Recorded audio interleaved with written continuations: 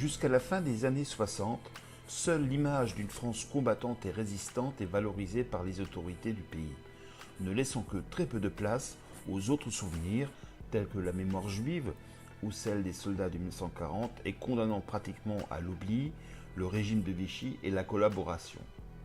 Cependant, au cours des années 70, l'évolution de la société, le réveil de la mémoire juive, tout comme le travail des historiens, rend le mythe d'une France unie et combattante de plus en plus difficile à tenir.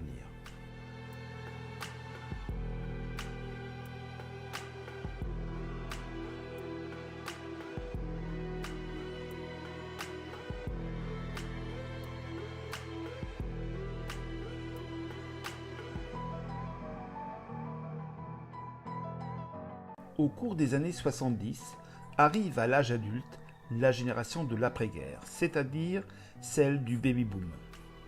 Imprégné de la contre-culture des années 60 et de l'esprit de mai 68, il s'agit d'une génération contestataire, libertaire et militante, prêt à en découdre avec la génération précédente, notamment sur la question de Vichy et de la collaboration.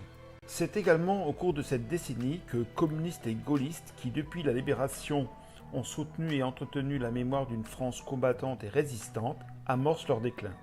Premier parti politique à la libération, le Parti communiste voit à partir des années 60 le nombre de ses élus décliner.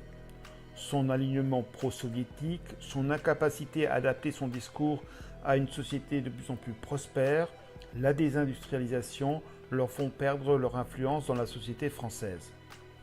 Les années 70 sont également un tournant pour le gaullisme. De Gaulle quitte le pouvoir en 1969 et disparaît un an plus tard. Si Georges Pompidou, un gaulliste historique, lui succède, celui-ci disparaît en 1974, permettant alors l'arrivée d'une nouvelle génération de gaullistes nés dans l'après-guerre, donc moins liés à la résistance.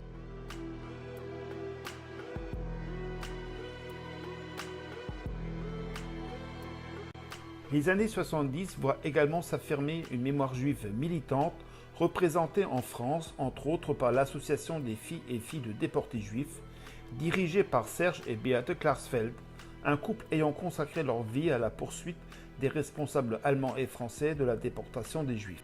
L'émergence de la mémoire juive est le résultat d'un double processus. En amont, le procès d'Adolf Eichmann, organisateur et planificateur de la solution finale à Tel Aviv en 1961. Au cours de ce procès, les rescapés des camps de la mort témoignent pour la première fois de ce que fut le génocide, mettant ainsi un terme au grand silence. Ces témoignages deviennent des ressources inestimables pour les historiens souhaitant travailler sur le processus de la destruction des Juifs d'Europe. En aval, il s'agit de réagir au développement de thèses révisionnistes et négationnistes remettant en cause l'existence du génocide et des chambres à gaz.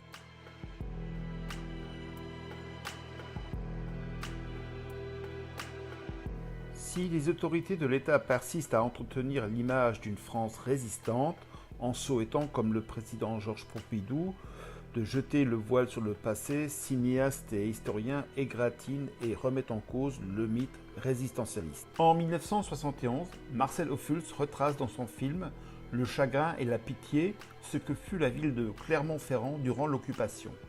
Résistants, mais également collaborateurs, Français attentistes et témoignent à visage découvert et brisent l'image d'une France unanimement résistante. Mais c'est en 1973 que le choc le plus rude est porté.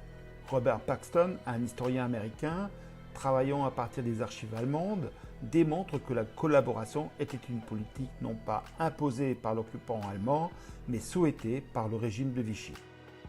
Ainsi, à la fin des années 70, si l'État persiste dans le résistentialisme, la société française doute de plus en plus.